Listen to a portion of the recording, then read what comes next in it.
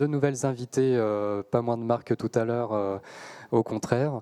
Je vais vous laisser peut-être vous présenter, en fait, puisqu'on aborde donc cette table sur l'éthique. Et on a une spécialiste de l'éthique avec Candice et une représentante de l'UNAFAM avec nous. Donc je vous laisse peut-être vous présenter pour commencer cette nouvelle table, qui sera pareil, une sorte de dialogue éthique sur l'éthique numérique en pratique, notamment, ça on y viendra peut-être plus en fin de dialogue, en fin de parcours, sur une expérimentation de GEM 2.0, après un déroulé peut-être plus théorique, disons en tout cas qui pose les bases avec Candice. Voilà, je vous laisse vous présenter, puis après la parole à Candice.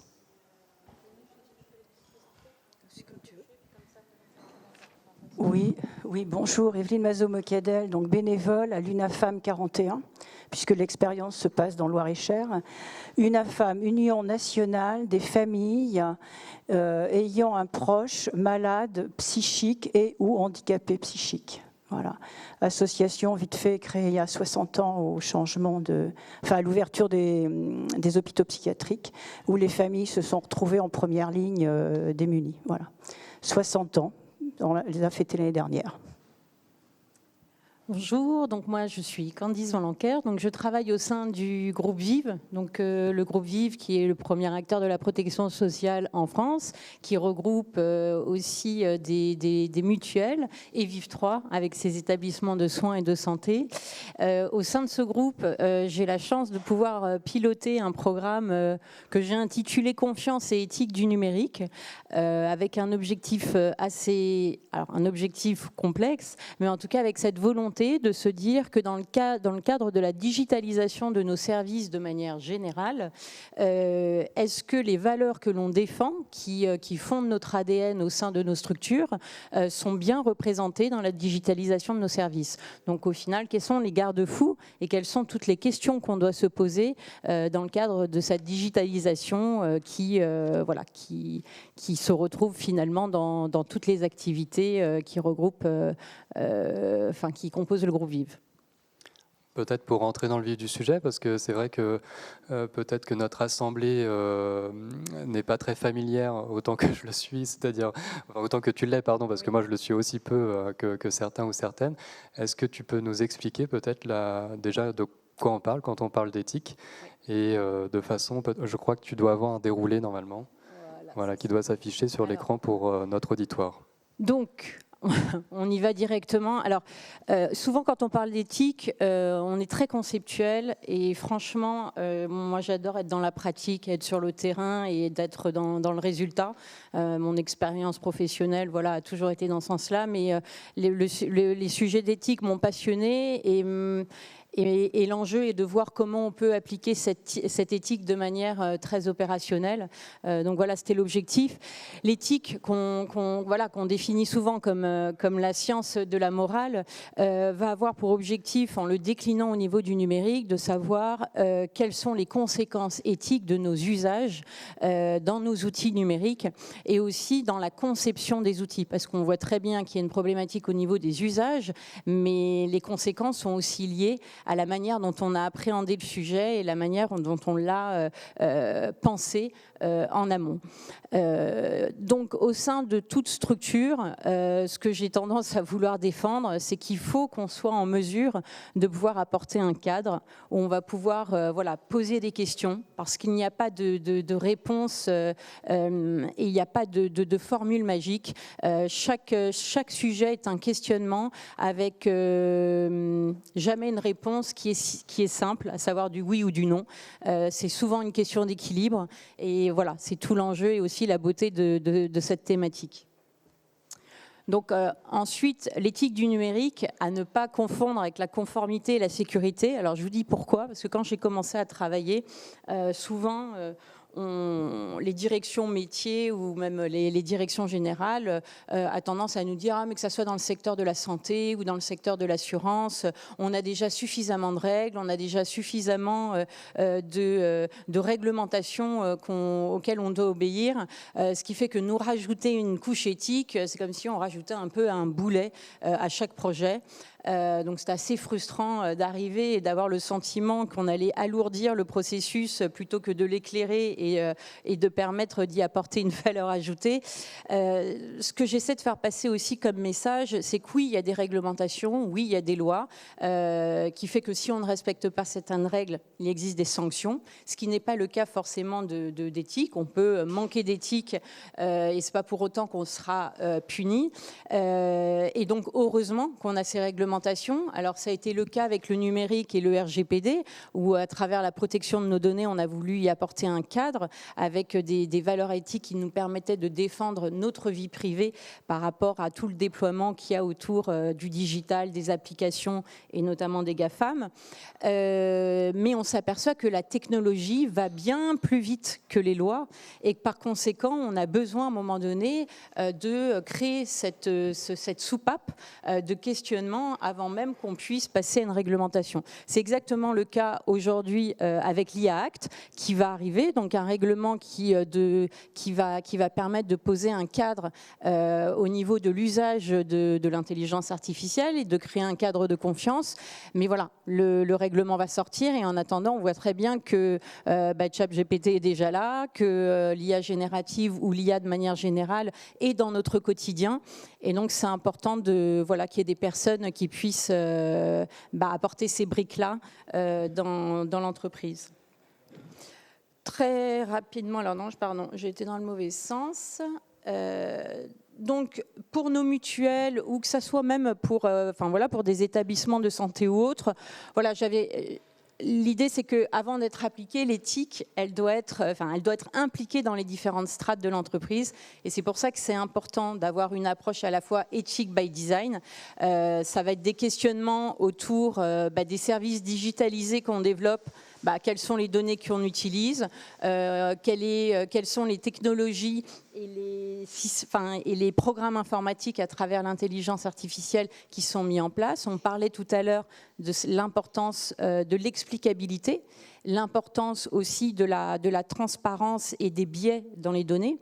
Ça, ce sont des sujets qui sont extrêmement importants et que dans n'importe quelle structure, on doit aujourd'hui se poser. Il n'y a pas d'IA sans données et ça, c'est extrêmement important de l'avoir en tête, surtout dans le système de santé qui est le nôtre et avec tous les enjeux qu'il y a autour de la recherche et des services qui sont développés.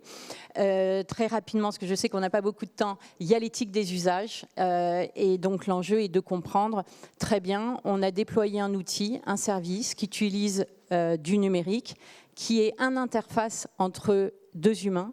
Et à partir de là, quelles en sont les conséquences de cet usage? Et il y a souvent des conséquences d'un usage qu'on ne perçoit pas, ou en tout cas qu'on a du mal à évaluer avant même que le service soit sorti. C'est pour ça que les garde-fous doivent aussi être en observation quand l'outil a été intégré ou développé et mis en application.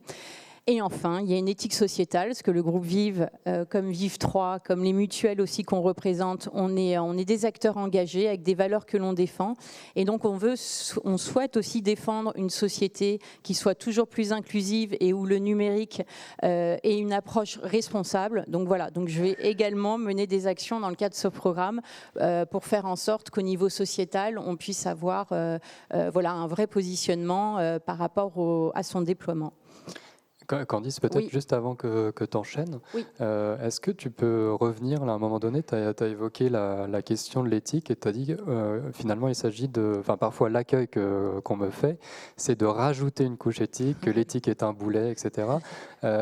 Comment est-ce que toi, à ton échelle, en tant qu'experte quand même sur le sujet, t'expliques cet accueil, cette réception que l'on fait à l'éthique, peut-être injustement, et à contrario, qu'est-ce que tu le dis pour que les gens aussi comprennent effectivement tout l'intérêt, pour ne pas dire la nécessité, d'un engagement et d'une délibération éthique? Alors, très souvent, c'est le premier rapport que j'ai pu avoir aussi dans des anciennes vies. Aujourd'hui, j'ai eu la chance de travailler dans un groupe qui a souhaité créer un poste comme celui-ci et me permettre de travailler. Donc ça, c'est extrêmement positif. Maintenant, c'est vrai que dans les directions métiers, ça peut arriver qu'on ne voit pas quand on est sur la création d'un process, on le disait tout à l'heure, on recherche une finalité immédiate. Et souvent le temps peut manquer parce que voilà, la vie, on est dans un temps qui est relativement court par rapport aux attentes et que tout d'un coup on demande de freiner un peu pour pouvoir poser des questions. Et derrière, c'est souvent le dialogue et mettre en avant que ça sera beaucoup plus difficile de retourner en arrière que de s'arrêter 2 minutes pour se poser les bonnes questions et de s'assurer qu'on n'ait pas besoin de faire des allers-retours. Et dans ces cas-là, ensuite, moi, c'est mon job, c'est de trouver les bonnes questions en fonction des projets et de faire en sorte aussi qu'on apporte des outils qui permettent d'avancer pour pas donner le sentiment qu'on perd du temps. Mais et souvent cet argument-là nous aide à ce qu'on soit un peu plus inclusif. Et derrière, on développe aussi des outils pour faciliter, par exemple, quelles sont toutes les questions qu'on doit se poser avant de développer une application, pour faire en sorte que ça soit accessible au plus grand nombre, pour faire en sorte que l'outil soit le plus inclusif possible. Donc il y a des étapes comme ça où on peut anticiper un peu en amont. Voilà. Et comment est-ce que tu crées les conditions justement de cette délibération éthique? Parce que c'est vrai que dans tes 1000 vies, on en parlait encore ce midi, il y a eu tout un tas de travail aussi pour élaborer des programmes qui permettent aussi de cette sensibilisation à l'éthique, je crois. Alors, on intervient à plusieurs niveaux. C'est de la sensibilisation, c'est de la formation, c'est des partenariats, c'est créer des outils. Alors, je vous montrerai tout à l'heure, j'ai beaucoup travaillé avec la MGEN sur les questions d'éducation au numérique, sur finalement comment on fait en sorte que nos futurs citoyens soient des citoyens numériques responsables, comment on évite que les jeunes d'aujourd'hui puissent éviter certains mésusages par rapport à l'usage d'Internet. Et donc là, on développe des outils concrets que je vous montrerai rapidement tout à l'heure, mais pour vous montrer aussi comment on veut s'inscrire dans la durée et aussi apprendre alors je dirais pas à réfléchir, mais en tout cas à donner l'habitude à se poser les bonnes questions et avoir un esprit critique. Voilà, pour moi, c'est une arme déjà qui est essentielle dans une approche éthique. Et ensuite, c'est travailler surtout avec les directions métiers. Moi, je suis rattachée à la direction de la data et j'ai voulu être rattachée à la direction de la data parce que digitaliser des services nécessite de passer par de la donnée aussi. Et on sait très bien que une IA éthique implique une donnée qui soit éthique. Et donc, il y a toutes les questions de sa collecte, de son traitement, de son analyse. Voilà. Donc on est à la fois avec du technique et à la fois avec des directions métiers plus opérationnelles pour avancer. C'est un peu le couteau suisse. Et pour toi, par exemple, quels seraient les grands principes qui permettent justement cette appropriation de questionnement éthique qui ferait que finalement ça devienne un peu comme une sorte de passage obligé ou une nécessité ou une évidence? Alors quand tu dis les principes éthiques que l'on disons en fait défend. Comment est-ce que, par exemple pour toi, effectivement, l'accueil effectivement de l'éthique comme une couche supplémentaire versus au contraire une sorte d'évidence. Comment est-ce que tu passes de l'un à l'autre, peut-être à travers tes projets, mais est-ce qu'il y aurait un petit peu des conseils peut-être que tu pourrais nous donner ou... Alors, ce que je dirais, c'est que ce qui est important, c'est être en adéquation avec ce que l'on défend et avec les valeurs de la structure dans laquelle on est. Défendre un programme de l'éthique du numérique, donc ce qui implique d'y mettre des garde-fous dans chaque direction métier et d'apporter une brique éthique pour que chaque métier soit capable de comprendre quelles sont les questions qu'il doit se poser par rapport à son activité. On n'aura pas la même définition et on n'aura pas le même programme si je travaille chez L'Oréal, si je travaille dans un établissement de santé, si je travaille dans dans l'immobilier. Tout dépend ce que l'on défend, quelles sont les valeurs qu'on veut mettre en avant. Voilà, les valeurs du groupe Vive et de ces entités, c'est de rendre une santé accessible pour tous. Bon, bah voilà, il y a des valeurs fortes qu'on va défendre en amont et développer une application qui n'est pas accessible à tous.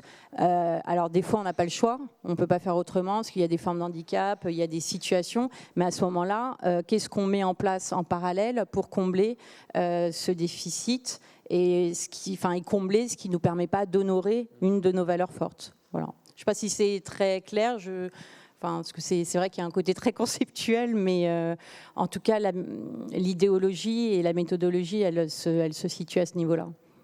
Donc, dans ce que tu dis, en fait, c'est que la question de l'éthique, elle se pose dans toutes les zones un petit peu d'incertitude.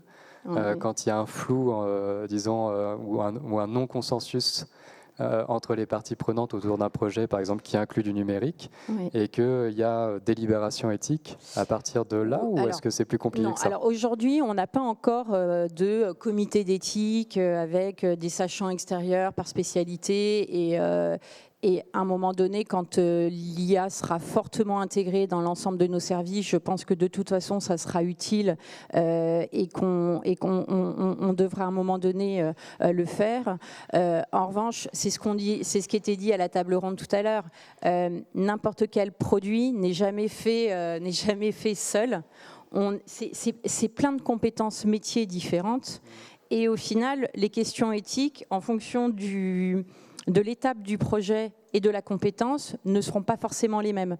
C'est pour ça que moi, j'essaie de travailler avec différentes directions et d'apporter des questionnements par typologie de métier. Et on avance comme ça au fur et à mesure. Donc, je vais travailler avec les data scientists, je vais avoir des problématiques métiers et des enjeux éthiques qui ne seront pas les mêmes que quand je travaille avec une direction achat ou quand je travaille avec une direction RH ou quand je travaille avec une direction commerciale. Finalement, en fait, c'est à multi-échelle. Et puis là, on a un spécialiste. C'est un process. Avec Dominique Desjeux, là, qui est le spécialiste des échelles et qui parlera tout à l'heure au moment de la synthèse. Mais c'est vrai qu'en fait, on voit que c'est multi-échelle. Et puis, ça nous permettra peut-être juste, si tu veux dire un mot là-dessus, effectivement, sur un petit peu les défis effectivement, du métier qu'elle tient, parce que qui est très transverse et en même temps multi-échelle. Et puis, on en vient peut-être rapidement après sur le GEM et sur lequel Evelyne pourra parler. Alors, parce qu'il y a plusieurs questions, je commence par laquelle? Au choix. Au choix. Alors, pour moi, la digitalisation concerne tout le monde. N'importe quelle organisation, que ce soit un établissement de soins, que ce soit une école, que ce soit un organisme de formation. Aujourd'hui, on a le RGPD, demain il y aura l'IA Act. L'éthique est souvent, au final, réintégrée dans du réglementaire. Donc on va avoir souvent des juristes qui vont prendre cette notion-là voilà, dans la manière d'aborder leur métier. Pour moi, l'éthique, je le défends comme un processus et c'est comme quelque chose qu'on doit infuser au cœur de l'entreprise. Donc c'est comme la donnée. Aujourd'hui, je fais beaucoup de sensibilisation autour de la donnée. La donnée, c'est l'affaire de tous. C'est pas une question que de data scientist ou autre. Et l'éthique, c'est pareil. C'est pas une question de juriste ou de réglementation ou d'éthicien. C'est à un moment donné une manière de fonctionner et une manière d'organiser son travail en réfléchissant toujours à une finalité. Voilà. Donc c'est un processus aussi intellectuel. Et aujourd'hui, avec des technologies qui vont de plus en plus vite, avec une captation de la donnée qui donne du pouvoir à certains, enfin voilà, on pourra en parler pendant des heures, hein. Les enjeux sont multiples et je pense qu'on doit tous garder un esprit critique et en tout cas le développer. Et donc la culturation, la sensibilisation et la manière de penser est très importante chez les jeunes aujourd'hui pour qu'ils prennent ça en compte. Non, mais c'est passionnant. Effectivement, c'est tout ce que tu avais dit ce midi et que tu redis là très bien. C'est cette question du caractère non prescriptif, finalement, de la question de l'éthique. Parce C'est que ça. c'est un peu l'idée que tu défends, je crois. Alors, tout à fait. Et puis, quand on constate aussi aujourd'hui les réglementations, que ça soit le RGPD, on a tendance à responsabiliser le citoyen par rapport à ses données, par rapport à son usage qu'il aura, éthique ou pas, d'un outil qu'on lui met entre les mains.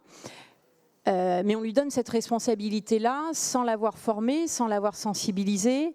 Il y a encore quelques années, qui aurait pensé que les business models des entreprises changeraient complètement? Qui aurait pensé que délivrer un service avec énormément de valeur ajoutée puisse être gratuit sans qu'on se pose la question, ben oui, mais c'est quoi le modèle derrière? Si c'est un service qui a de la valeur ajoutée et qu'il est gratuit, quelque part, c'est qu'on nous prend autre chose. Et il nous a fallu du temps de comprendre que si c'est gratuit, c'est que c'est nous le produit et que quelque part, on capte nos données derrière de manière lucrative, mais on nous le fait avec une absence de transparence. Et donc, on a dû apprendre, et le RGPD aussi s'est créé pour prendre conscience de notre vie numérique et de notre capital numérique. Mais au final, on nous responsabilise sans même nous avoir éduqués et sensibilisés à tout ça. Donc là, il y a un vrai enjeu sociétal, à mon avis, pour que le citoyen de demain, et le citoyen aujourd'hui que l'on est, même en tant que parent, on soit capable de pas créer des moutons qui restent derrière leur écran sans capter finalement comment on les utilise. À mon avis, tu as dit aussi quelque chose de fondamental quand tu as fait ton déroulé là, sur l'éthique. C'est cette question finalement de l'anticipation. Ouais. Du côté très ex ante, c'est-à-dire antérieur, vraiment avant de commencer un projet ou disons Oui. à son balbutiement, d'intégrer justement ces questionnements éthiques. Oui. Et donc ça, c'est quelque chose qu'on a essayé de faire. Oui, mais on n'a pas l'habitude. Et on n'a pas l'habitude. Dans notamment donc, l'expérimentation Oui. donc, du GEM 2.0 auquel on vient. Et donc c'est une très très belle expérimentation là, qui vient de se lancer en réalité. Donc c'est pour ça qu'on avait aussi besoin, donc, pour remettre un petit peu de contexte, du cadrage théorique déjà de Candice. Et donc ça, c'est des questionnements qu'on va essayer de se poser et qu'on se pose déjà un petit peu avec les acteurs du GEM. Et donc le GEM, pour que notre auditoire situe, je ne sais pas si vous situez tout à fait, c'est le groupe d'entraide mutuelle. Mais ça, peut-être que Evelyne, si tu veux en dire un mot, ouais. Oui, dans ce que tu disais, 3 mots pris comme ça, là. L'inclusion, le temps, la finalité. Puisqu'on est, avec cette expérience, on est dedans. Alors, pour nos malades psychiques, parce qu'il y a des groupes d'entraide mutuelle pour les handicapés physiques. Mais là, je vais vous parler de groupes d'entraide mutuelle pour les handicapés psychiques. Donc, en 2 mots, quand on parle de handicapés psychiques, ce sont nos proches qui sont atteints de schizophrénie, bipolarité, etc. Toutes ces joyeusetés-là.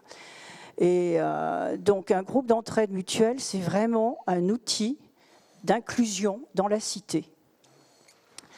C'est un lieu où l'adhérent est volontaire. Ce n'est pas un lieu avec prescription médicale, contrairement à certains autres lieux.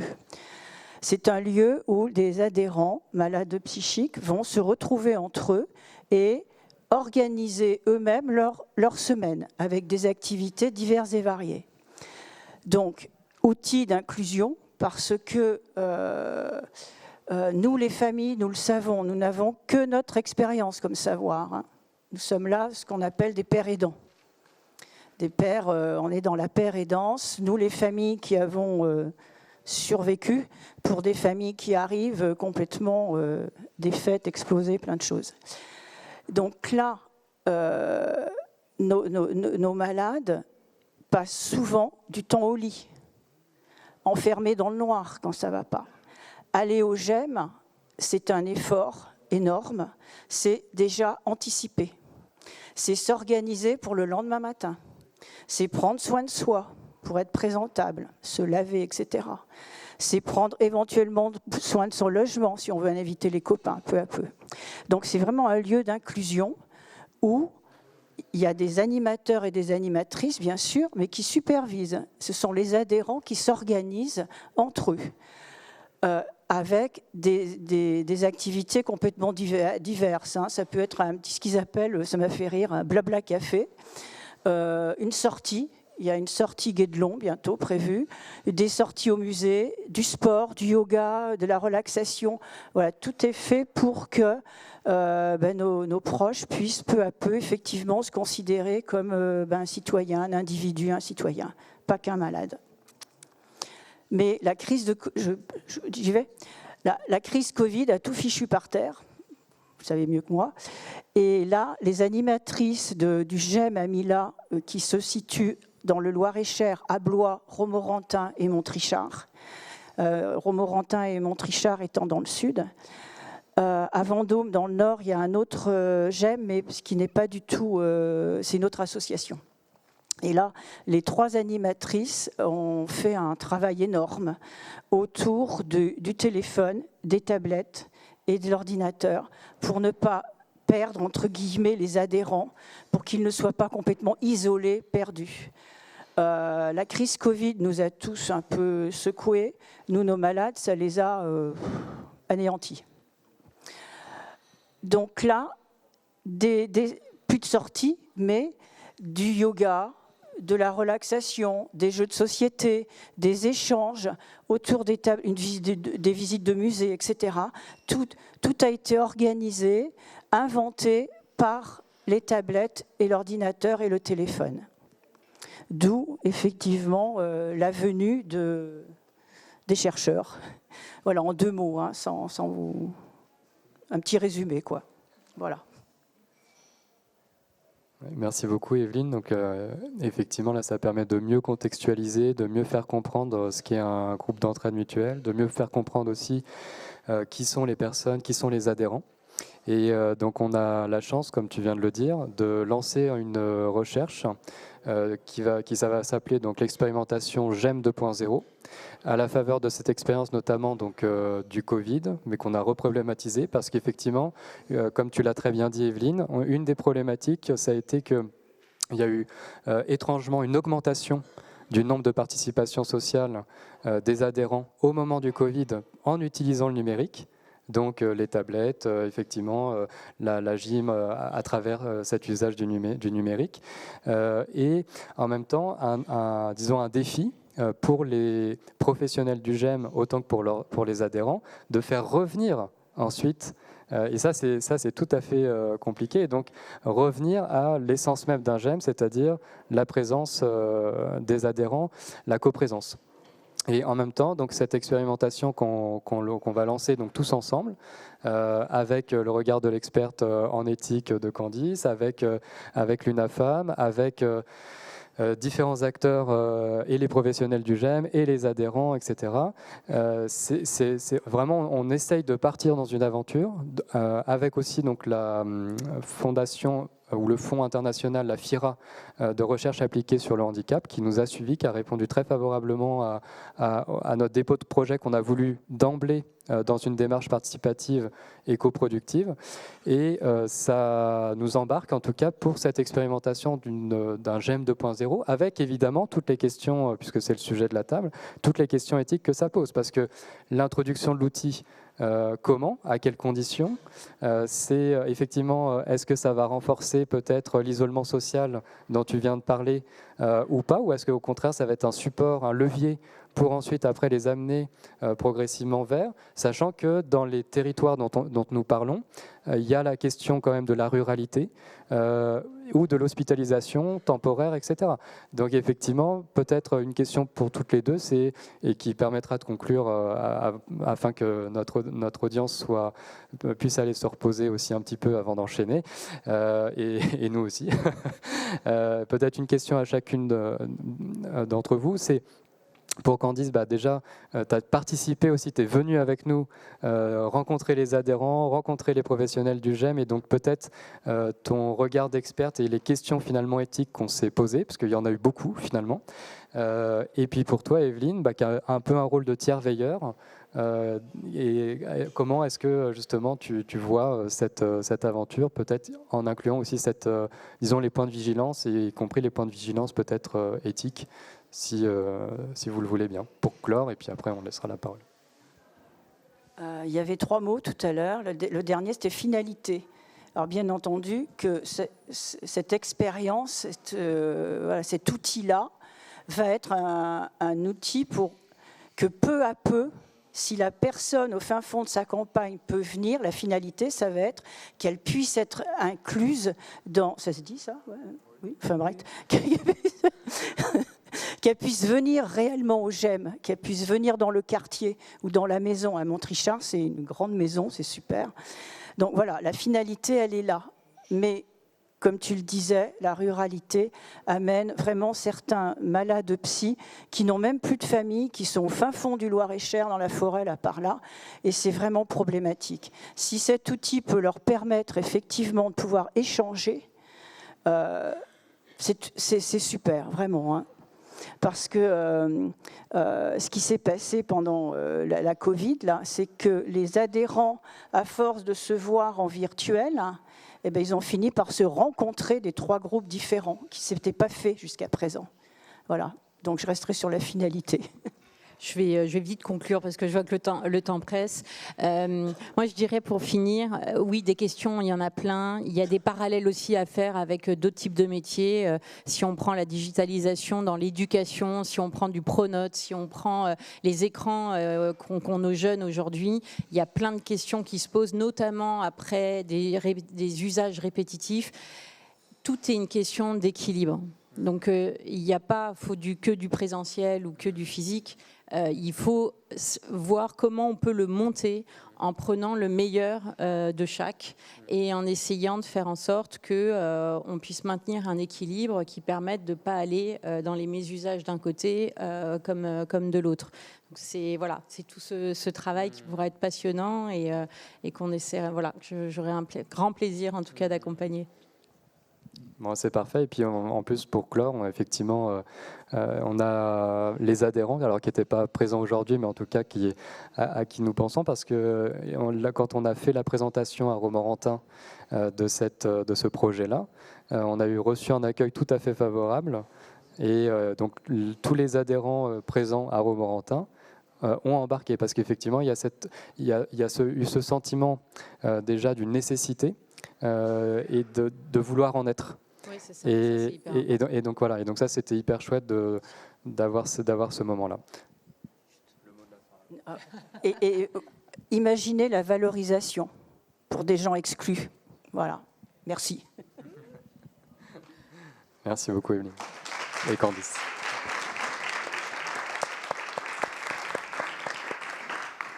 Je vous propose qu'on s'accorde quand même un petit temps de questions-réponses. N'hésitez pas.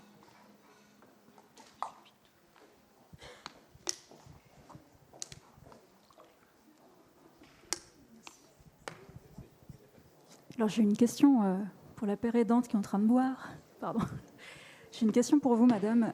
J'aimerais savoir, on a bien compris que le GEM était là pour favoriser la citoyenneté et l'inclusion des personnes accompagnées. J'aimerais savoir si le sujet des élections, de la vie autour des élections, est un sujet qui est d'intérêt dans les GEM. Est-ce que vous en parlez ?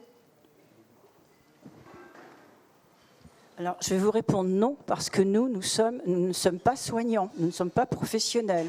Nous sommes des familles ayant un proche malade psychique. Je n'ai pas eu le temps de vous expliquer, mais en 2 mots, nous sommes là pour accueillir des familles, soutenir et informer des familles.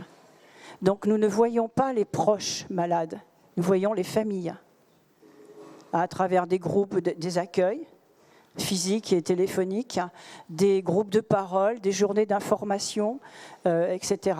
Mais nous n'avons aucun proche malade psychique, à part le nôtre, face à nous.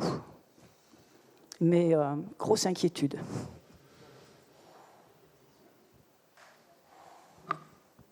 Donc, oui, effectivement. Moi, je ne sais pas si j'étais invité à parler, mais effectivement, c'est juste pour faire un tout petit parallèle avec quelque chose qu'on mène par ailleurs avec Bernard Buron sur ces questions-là, parce que alors dans les GEM ou disons dans le secteur du handicap, une des choses montantes, on en parlait encore ce midi, c'est tout le sujet de l'autodétermination. Et donc effectivement, ça pose la question d'une meilleure participation dans les conseils de vie sociale, le fait de s'auto-représenter Voilà, ça c'est des sujets montants et qu'on essaye de travailler aussi évidemment ici, soit au Youth Tech Lab ou avec CITER, ce qui revient au même. Voilà.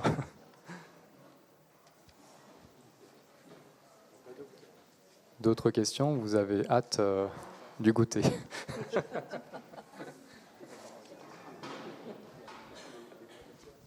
Bon, je me saisis du micro puisque personne n'en veut. Une question pour vous, madame. Par curiosité, j'aimerais savoir à quoi ressemblerait un atelier d'éducation à l'éthique pour un public scolaire. Comment ça se mettrait en place? On en a déjà mis en place. Alors, des ateliers. Alors, j'ai beaucoup travaillé avec la CNIL. Et on a monté notamment un jeu immersif qui circule au Salon de l'Éducation à Paris, qu'on essaye de monter à Blois, puisqu'il y a un tiers-lieu numérique qui va s'ouvrir et donc on aimerait pouvoir y inscrire ce jeu immersif qui a pour objectif de mettre les jeunes en situation de mésusage du numérique où des questions ou des enjeux éthiques se posent et qui entraîne qui, de par son non-questionnement, entraîne des mésusages comme du cyberharcèlement, comme des problèmes de e-réputation, de protection de vie privée. Et à travers ces missions-là, on essaie de les sensibiliser à la nécessité d'être à l'écoute, de prendre conscience aujourd'hui, ça veut dire quoi de liker? Quand on met un like, quand on met un pouce par rapport à un message qu'on peut avoir, on essaie de développer l'esprit critique chez les jeunes, à se poser les bonnes questions, à savoir pourquoi. Je vous dis ça parce qu'il y a une des missions qui est sur les plateformes informationnelles et dans quelle mesure elles peuvent être une forme d'endoctrinement parce que les jeunes ne se rendent pas compte que les informations qu'on leur pousse sur le net est souvent liée aux navigations qu'ils ont pu faire ou à des profils et n'est pas forcément une information exhaustive. Ça va se traduire aussi par l'esprit critique avec la gestion des fake news, mais qui a bien été pris en compte aujourd'hui par les classes. Mais on voit bien qu'il y a beaucoup de thématiques qui nécessitent des questionnements par rapport à comment fonctionne notre société et comment fonctionnent notamment ces industries d'applications numériques qu'ils utilisent, qui comprennent comment finalement derrière une application il y a eu une volonté de créer une forme d'addictologie et qu'ils en aient conscience que c'est dans le business model des entreprises. Alors des fois ils vont tomber dedans. Je vous donne un exemple, hein. Mon fils est très averti parce que voilà, c'est le soir quand je rentre, je teste les choses sur lui et ça me permet de voir. Donc il a conscience de comment fonctionnent aujourd'hui les GAFAM et comment fonctionnent ces sociétés du numérique. Et il y a quelques temps, il est venu me voir en me disant mon maman, faut que je te le dise, je suis addict à TikTok, je sais pourquoi et il n'y a pas d'autre solution, faut que je le retire parce que sinon je m'en sortirai pas. Mais il a compris qu'il s'était fait avoir et qu'il était tombé dedans, mais en sachant que ça pouvait être tout à fait logique d'y tomber dedans. Et donc derrière tout ça, il y a des questions qui se posent, à savoir au final c'est comme pour des jeux en ligne, c'est comme le fait de critiquer sur les réseaux sociaux en fonction des messages qu'on y laisse, l'impact que ça peut avoir sur l'autre quand on n'est pas 5 à faire haha mais qu'on est 1 million à le faire, quel est l'impact sur la personne. Voilà, c'est toutes ces questions-là qui sont vues en classe. On leur a fait faire des vidéos pour dire demain si vous deviez faire une campagne de sensibilisation pour lutter contre le cyberharcèlement, qu'est-ce que vous feriez? Et je vous assure, quand vous regardez les vidéos, ça fait un peu froid dans le dos parce que c'est derrière le quotidien qu'ils décrivent et qui est assez dur aussi. Et donc voilà, en tout cas on essaie les rendre actifs dans la démarche et en tout cas surtout les aider à se questionner sur les valeurs qu'ils défendent et surtout l'impact d'une action quand on est derrière un écran. Voilà. Merci beaucoup en tout cas pour ces magnifiques interventions et cette très belle table ronde. Peut-être que vous aurez d'autres questions encore qui vous taraudent, donc à ce moment-là vous profiterez soit de la pause, soit d'un autre moment en tout cas plus informel pour les poser. Et donc, on passe à une très courte pause, je ne sais pas. On vous propose une pause de de 10 petites minutes avant de se retrouver pour la dernière table ronde de l'après-midi. Merci.